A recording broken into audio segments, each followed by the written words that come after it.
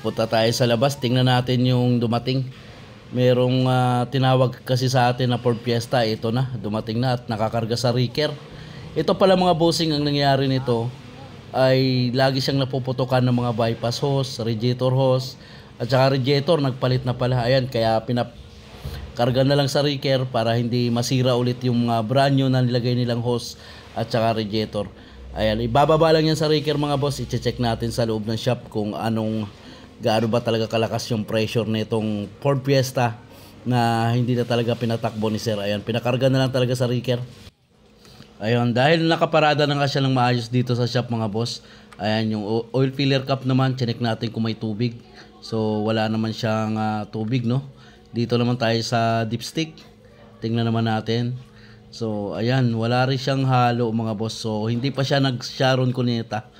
Ayan, yung gagawin natin dito naman, susunod ay papaanda rin natin. Tapos, malalaman natin to mga bossing. Pagka may mga pressure tong mga ganito, ay papaanda rin natin. Tapos, pipigain natin yung mga hose. Kung lumulobo siya pagka nire-revolusyon natin yung accelerator. Na tinitingnan ko nga yung mga hose, punta tayo sa loob para paandarin na natin itong kanyang Ford Fiesta. Umaandar naman siya kaso pinariker na nung may-ari kasi nagsasabog siya ng mga hose at naputokan na rin pala siya rito ng radiator. So tiningnan natin yung langis kanina, wala namang halo ng tubig, no?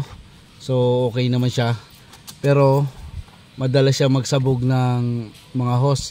Bago na thermostat, mga hose ng heater, bypass. So naghahanap siya ng mahihinang hose para pasabugin. Pag napalitan mo yung isang hose, so doon na naman siya sumasabog sa iba sa mga lumang hose. Kaya pina-check to. Nagduda na yung may-ari na may problema talaga yung head gasket nito. Pero ipapakita ko sa inyo yung nangyayari dito sa kanyang Ford Fiesta. Ayan. Kung makikita nyo naman, matino yung andar mga bossing. Ayan. Pero once na nirev mo ito, papakita ko sa inyo kung anong nangyayari sa hose.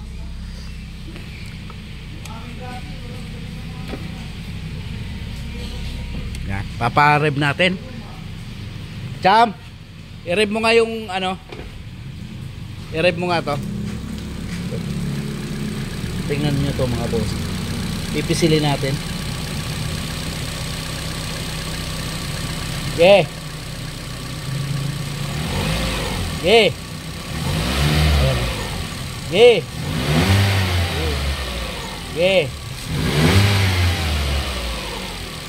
Yeah. Ganyan ang problema niya. Tapos dito kumukulo. Okay, isa pa. Okay. Okay. Okay. Okay. Ayos na, ayos na. Okay na. Nakita nyo ba yung mga bossing kung gaano kalakas, di ba? Kaya niyang palubuhin yung hose. Nasa 1,500 RPM lang yun. Ganon siya kalakas, ganon kalakas yung pressure niya. So, yun. Kaya nagsasabog yun ng hose mga boss. Kasi yung compression mga bossing ay pupunta na dun sa daanan ng tubig, no? Kasi nakaangat na yung gasket niya. Ngayon, i-check naman natin dito ay engine block, tsaka cylinder head, kung bingkong, no? Kasi kahit kung palitan lang natin yan ng gasket at hindi natin ma-check na may bingkong yung engine block tsaka head, ay hindi po magtatagal yung head gasket na ilalagay natin. Ayan mga bossing, pagka bingkong yung block, ipapakita po namin sa inyo kung kami na lang ang magre-resurface ng engine block para hindi na matuluyang maibaba yung kanyang makina. Kasi pagka pinamasin shop natin yung block, doon natin ipapa-replace. Siyempre, ibababa yan, huhugutin yung piston, sigunyal, parang general overhaul na rin ang mangyayari. Dito naman pagka wala namang kalog yung piston at yung ring tsaka mga bearing ay hindi na natin binababa. So tinatakpan lang namin yung mga butas na daanan ng tubig tsaka langis para hindi mapasukan ng ribaba yung ating mga daanan ng tubig at langis, no, pagka nag-repaste tayo. Pagkatapos nga nating ma-check na may problema yung head gasket, agad natin pinatanggal yan. Intake manifold, valve cover, timing belt. Sunod naman natin dyan, yung cylinder head bolt naman, para makita na natin yung kondisyon ng kanyang head gasket, mga bossing. Eto, nakalas na nga. Ayun, pagbungad pa lang sa atin, kitang-kita kaagad yung sunog sa cylinder head gasket niya, mga boss. Ayun, yung gitna, yung pinaka 2 and 3 na piston, dyan po yung may sunog o pagkaangat nung gasket, kaya nagkaroon siya ng pressure. Ayan, mga boss, oh. Yan. So may maliliit yan na butas ng daanan ng tubig, mga bossing. Yan, yung compression ng ano natin, dyan pumapasok yung hangin, kaya lumulobo yung ating radiator hose o nagpuputok yung bypass natin, mga radiator. Kasi wala na sa tamang lapat. Ayan, oh, yung butas. Yan, dyan pumapasok yung hangin, mga boss, sa daanan ng tubig. Yan, pagka angat na angat na yung gasket natin, ayan, dyan na papasok yan. Kaya nagsasabog tayo ng mga hose, radiator. And gagawin natin dyan, i-replace natin yung block. Kasi kitang-kita natin dun sa lapat ng gasket ay hindi po pantay. Yan, kung makikita naman natin, maganda naman yung liner niya. Walang kalog yung piston. Ayun, oh, napakakinis. So, yun lang talaga ang papatinoy natin na hindi na mag-overheat ito. Ang tapos yan, andyan na nga yung cylinder head. Yan, kung mapapansin natin ay, yun nga, parehas sila ng tama. Kung ano yung pagkaangat doon sa gasket na may sunog, ganyan din sa cylinder head. Ayan, oh. Yan. Nangingitim na siya, mga boss. Yan yung senyalis na talagang may bingkong yan. Dahil sa, ayan, oh, sobrang ano talaga, mga bossing, sobrang itim, sunog na sunog. Pati cylinder head. Yan, i-repaste din natin yan. Ito yung pang-repaste natin, mga boss. Ayan. Para maiwasan natin ibaba na yung makina, no? Para less gastos naman yung ating customer. Ayan, kung makikita nyo, may mga takip po yan, yung mga butas niyan na daanan ng langis, sa may liner, daanan ng tubig, para hindi po pasukin ng mga kinahayod na pag-repaste natin, no? So depende na lang po sa inyo kung paano nyo gagawin yung mga bossing. Pero sa amin kasi talagang nag-iingat din kami para hindi walang maiwan na ribaba dyan sa mga daanan ng langis at tubig pagkatapos nating i-repaste. Ayan, hindi naman sinasuggest ko na gawin nyo ito, pero mas marami kaming ginawa na ganito, mga boss. Asawa niya ng Diyos naman ay wala namang naging problema sa mga ginagawa namin na ganitong minamanual repaste namin.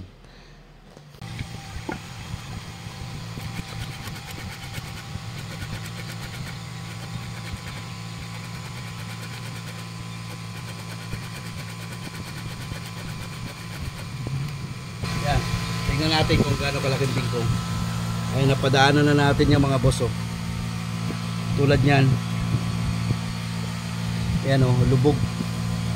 So ibig sabihin bingkong yung engine block nya. Ayan, oh. Dito makinis na. Pagdating dito sa gitna, yan. So kailangan nating mapantay yung engine block bago tayo magpalit ng gasket. Pati yung cylinder head ay re-resurface din natin. Okay, pangalawang pasada. Ayan, konti na lang yun, oh. Alam mo, hindi ganong kalakihan. Dito sa gilid, ang grabe. Ayan. Yan. Kailangan po nating maalis yan yung mga itim na yan, yung bakat ng pagkaangat ng cylinder head. Ibig sabihin yung may itim na yan, hindi pa tayo pantay dyan sa ating engine block. So replace pa natin, salang ulit, kalyabe.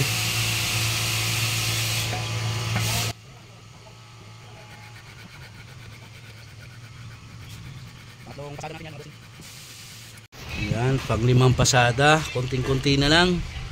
Ito na lang. So dito okay na na side. Ito na lang. Konting-konti na lang yung mga marks na natitira.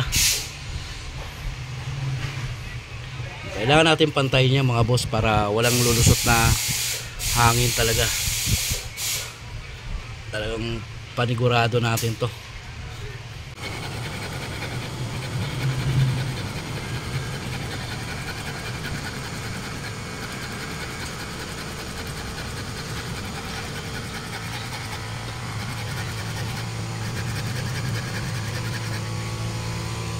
Okay. Kunti na lang.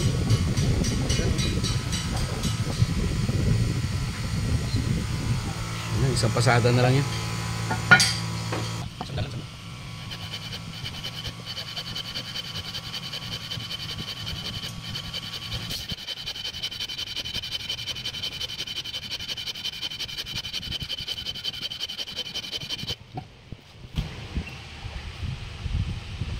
Okay na yan yun.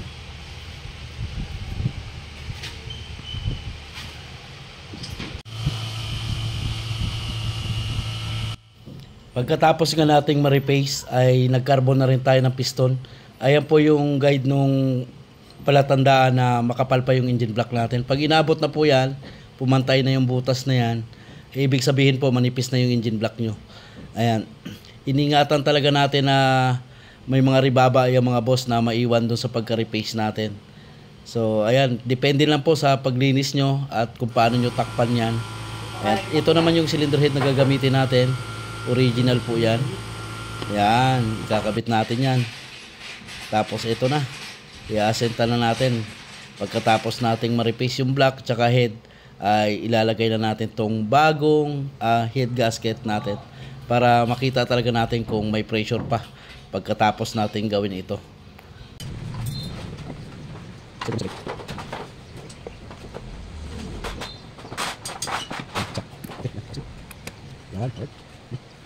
Yan na nga mga boss, medyo in-overtime natin tong ating Ford Fiesta. Ayan, pinakabit na natin yung timing belt, intake manifold, valve cover, tsaka exhaust para ma-observe na natin kung wala na ba talagang pressure to pagkatapos nating i-replace yung block at head at bagong gasket. Air filter, papalitan natin to.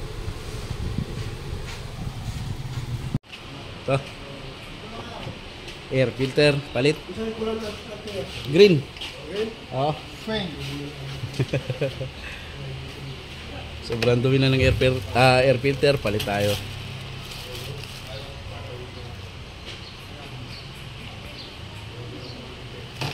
Kabel. Tugol eh. Light mo. Andar kaya. Tingnan natin mga boss sa pag manual replace natin kung may pressure pa. So lang itong pindot. Ulan na natin diretso yan. Tapos may bleeder yun dito yun ha. Yan, ito. Saan natin ilaw. Ito yun, huwag mong mawala yung takip to. Pag umapaw na dito yon, sarado. Pag mawala na yung hangin. Yan o, yan. Hintay mong lumabas dito. No? Ito yung takip yun ha. Bleeder lang tayo. Bleeding. Yan yung gwapo nating kalyabe mo. Shout out kay GR Mechanic. Start natin kung andar. Okay. So hindi na natin pinakita yung pagbuo mga bossing kung paano maglagay ng timing belt. Basta ang inano na natin yung head gasket. No? May mga timing tools naman na ginagamit pag timing nito mga Ford Fiesta. So, start na natin.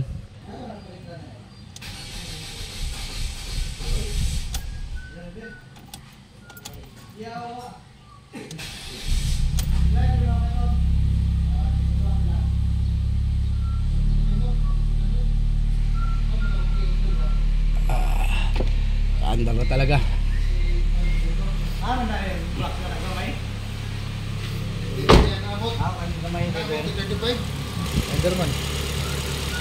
Observe na lang natin. Bababa pa yung kulat na yan. Bleeding natin. Zero.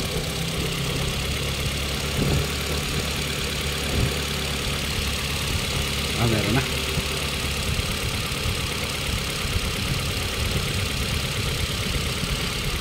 Ay, ito yung kunin mo yan ba? Palit lang ka tools nga gamit sa kabinet.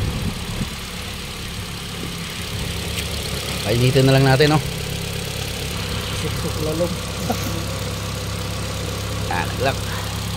Tingnan natin kung gaganon, bubuka-buka pa ito mamaya pag nirevolusyon. Painitin muna natin.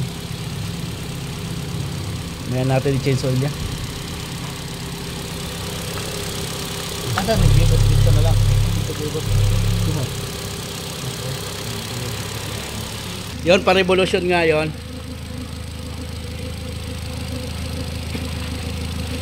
Tingnan yung mabuti. Yung lulobo. Yeah. Yeah. Yeah. Hop. Rep. Yeah. Yeah. Hop. Revolution. Yeah.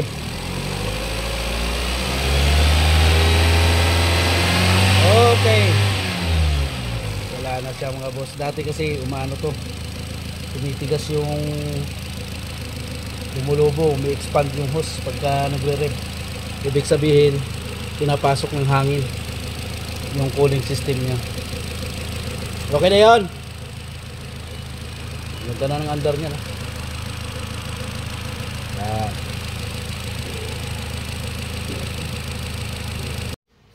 Dahil okay na yung ating Ford Fiesta, ay agad natin pina-change oil kasi kanina pina-under namin mga boss ay yung dating langis niya yon. Kasi para matesting muna namin bago kami mag-change oil. Ngayong okay na siya, na in-observe natin na wala na siyang pressure, ayan, nag-change oil kaagad tayo para goods na talaga tong ating Ford Fiesta. So ginamit pala natin dyan mga boss ay Hitachi na 5W30. Napakagandang langis po niyan para sa ating mga sasakyan. Ayan, mamaya naman i-road test na natin yung mga bossing pagkatapos nitong ma-change oil yung ating Ford Fiesta. Road test na tayo mga boss sa ating Ford Fiesta na top overhaul.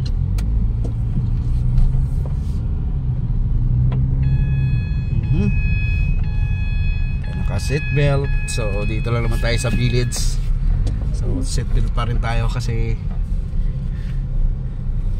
para safe at hindi mag-iingay itong ano natin, alarm ng seatbelt. Medyo malabo lang yung salamin natin mga sir. So all goods na siya.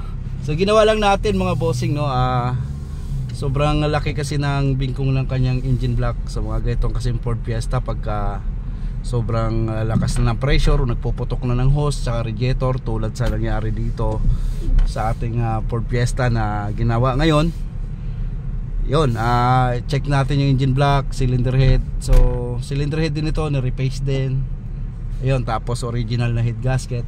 Yun lang ginawa natin dito. At nag-change oil na rin tayo, coolant. Goods na siya. Ganda na rin ng automatic ng kanyang fan. Palit din pala tayo ng air filter. Ayan, sinave natin yung ano, yung mga pinagpalitan at ipakita natin kay customer.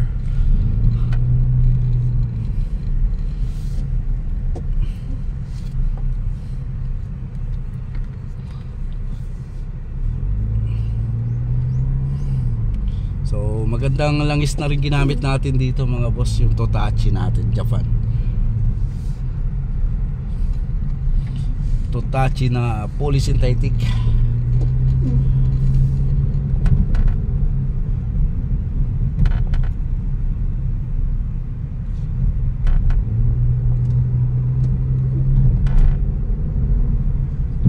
Kahit ibirit mo